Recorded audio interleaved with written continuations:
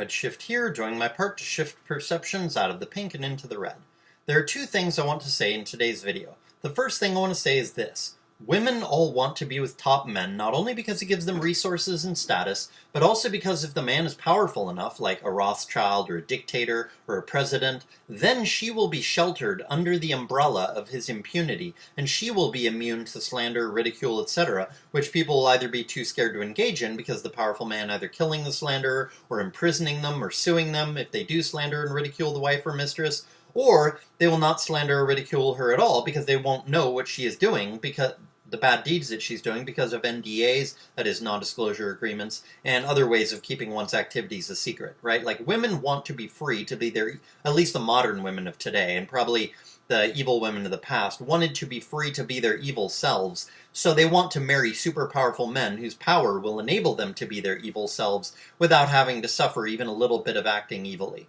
Without having to suffer even a little bit for acting evilly. That is, they want to be able to be evil, but without the consequences. And they can do that when they marry a very powerful man.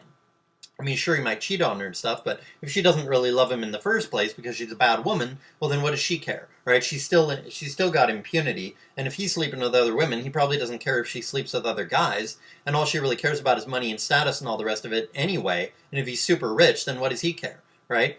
And the second thing I want to say in today's video is this. It's not regular guys who cannot get along. It's top guys. It's the top guys who are ego-driven. It's the top guys, that is the top 5%, the top 1%, the top 1%, wherever you want to draw the line. It's the top guys who are ego-driven. It's the top guys who take sex, money, love, health, and other big things for granted. And it's these guys who want to get the most money merely to compete with other men.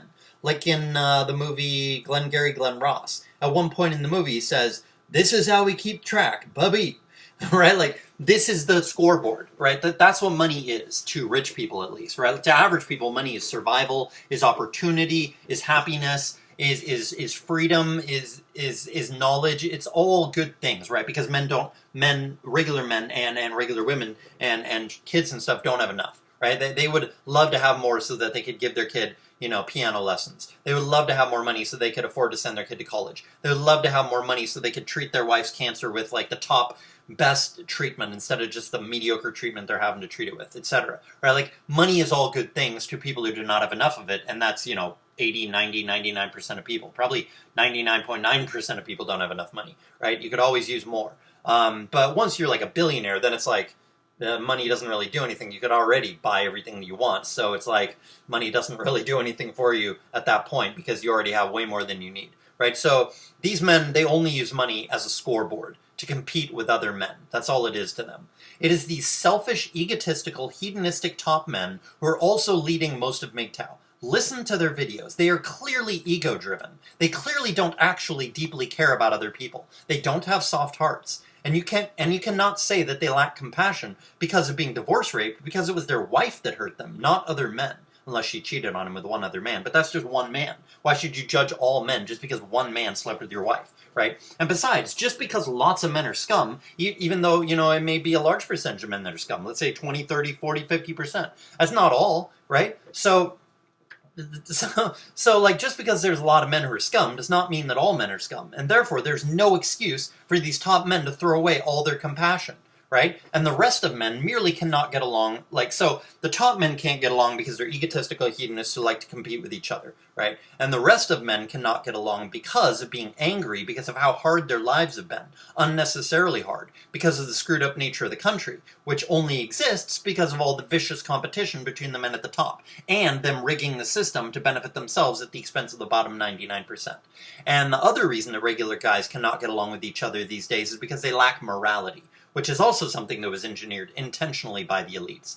Which is, so even when bottom men can't get along, bottom 99% men cannot get along, it's because of the elites also, right? So, and they've been incentivized by top men's bad behavior as well, right? Perhaps unintentionally. And it's something that arises at the end of an empire. That is, people not being able to get along, men not being able to get along. And thus, this does not represent male nature. I mean, in a sense it does, because men are always going to compete over women. Men are always going to not be able to get along as well in a sense, as women can. But in another sense, men who are moral stand within themselves calmly and morally. right? So they may not like necessarily be super on board with what another guy is saying or doing or whatever, and they may not, be like close with him, like friends or whatever, but that doesn't mean they can't get along with him, because if they're both polite people, then they just have a difference of opinion, and then who cares? That doesn't mean they can't get along, right? In a sane, moral-free, prosperous society, men can absolutely get along with each other and work together. That is, bottom 99% men, or at least bottom 80% men. In fact, another large reason men cannot get along or work together is because of gynocentrism. Gynocentrism is essentially merely female SMV being unnaturally high and male SMV being unnaturally low. That's basically all that gynocentrism is. And this situation means that it is the sexual equivalent of 10 men locked in a dungeon, emaciated and starving to death, and then being thrown one slice of bread. The 10 men are going to fight viciously over that one slice of bread, beating and even killing each other over the slice of bread, which all of them need more than.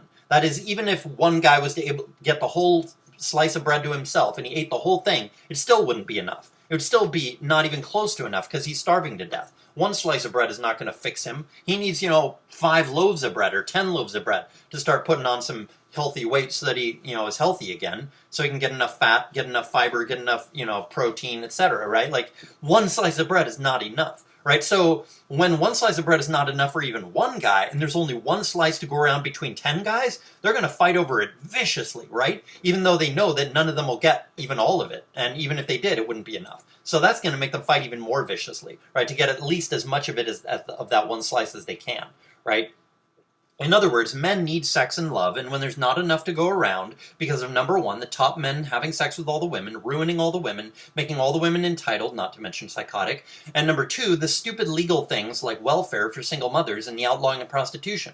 When this is the case, then middle-class men are going to compete viciously for women, and will be unable to get along. And thus there will be no end to gynocentrism until the top men have been dealt with, and a monogamous marriage-based society has been reinstituted by the bottom 80% of men, or the bottom 90% of men, or whatever. Probably mostly the bottom 80% of men, though, because those are the ones that are being disenfranchised, or at least, even if they're not being disenfranchised, they're being disenfranchised more than they otherwise would. Even if they can get a woman to marry them, they're not able to get a woman to marry them who's as good as they would have been under a sound money system, right? Like, a 7 out of 10 guy has to settle for a woman who's like a 5 out of 10, as opposed to, if they lived in a sound money system, if they lived 150 years ago, such a 7 out of 10 guy would have been able to get a 7 out of 10 woman, right? So even those guys who are not being disenfranchised like incel level, they're still being disenfranchised because they're having to end up with women that are way worse than the women they would have ended up with if they had been born 150 years ago when we still had freedom, sound money, etc. Only after virtually all men can easily get a woman, that is after we reinstitute traditionalism, we overthrow the government, we, re-enslave women, etc. Only then, at that point, will, all men be able to easily get a woman. And only then will a woman of good morals who is also, and that is, like, not get any woman, but get a woman of good morals who is also a virgin. And once all men can get a woman like that, regardless of whether she's good looking or not, because, just because a woman has good morals and is a virgin doesn't mean she's good looking. And obviously the uglier men are going to get the uglier women unless those men are rich. But basically, all men will be able to get some kind of woman who has good morals and is a virgin, even if she's not good looking. And then only at that point will gynocentrism be eliminated. And only then will men be able to once again get along together with each other and work together. The only big reason that men don't get along with each other and cannot work together is because of competing over women. And when men are single, then they also compete and fight over petty, shallow stuff, because it's a matter of image and reputation. And men do this because men deep down know that this is the kind of thing that women judge men on shallow criteria such as image and reputation. So even when single men are fighting over something that seems to be about something other than women or money, it is actually still about women in general. It is about the guys fighting over image so as to make their SMV, which is to a certain extent entirely subjective, so that the guys can make their SMV as high as possible and prevent their reputation or image from being damaged, because when one's image or reputation is damaged, as a man, it lowers one's SMV, because that's what women judge men on. Shallow things like, image and reputation, and the equivalent on YouTube is how many subscribers you have. A woman's not going to watch, 2 or 3 or 4 or 5 of your videos to see if you're a good channel. She's just going to look at your subscriber count, like Georgia Free or Ashley Elisa or one of them said, right? Like that's just what, they do, because that's a shortcut, and women always take the shortcut.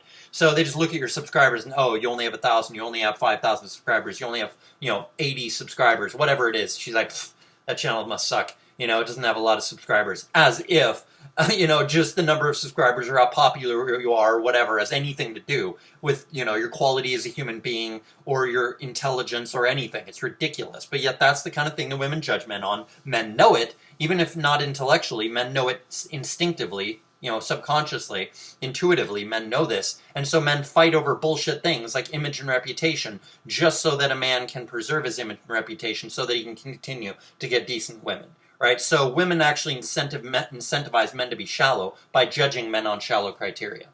A MGTOW society will not eliminate gynocentrism.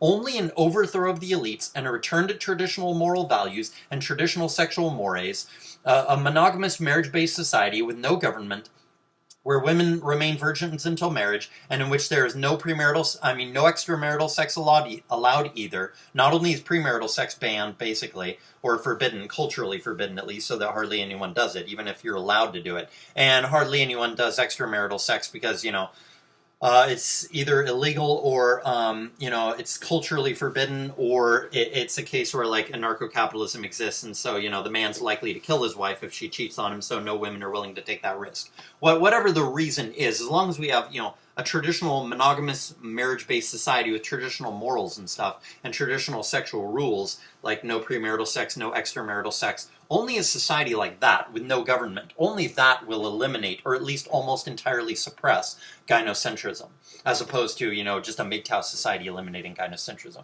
which will not work. MGTOW alone will not eliminate gynocentrism. But, overthrowing the elites, overthrowing the government, getting the multinational corporations either completely abolished or under control again, and bringing back traditional morals and values and sexual rules and politeness and all those kind of things, bringing all that back, that will, and especially anarcho-capitalism, all of that will eliminate or at least almost entirely suppress gynocentrism. So the question is not whether you are MGTOW or not. The question is whether you are opposed to gynocentrism or not, whether you are opposed to the elites or not, whether you're in favor of all men being able to get sex and love once again. Because as I said before, this is the only thing that will end gynocentrism. Disempowering or killing the top men and enfranchising the 99% of men. That is making it so that the 99% of men are once again in power in society, once again have prosperity, once again are easily able to get women, or once again easily able to get along with each other, etc. This has been Redshift. If you like my content, then please recommend this radical channel to other MGTOW men, preferably open-minded ones, because while this is partially a MGTOW channel, I also do quite a bit of criticizing of present-day MGTOW on this channel. Peace trucks for politician.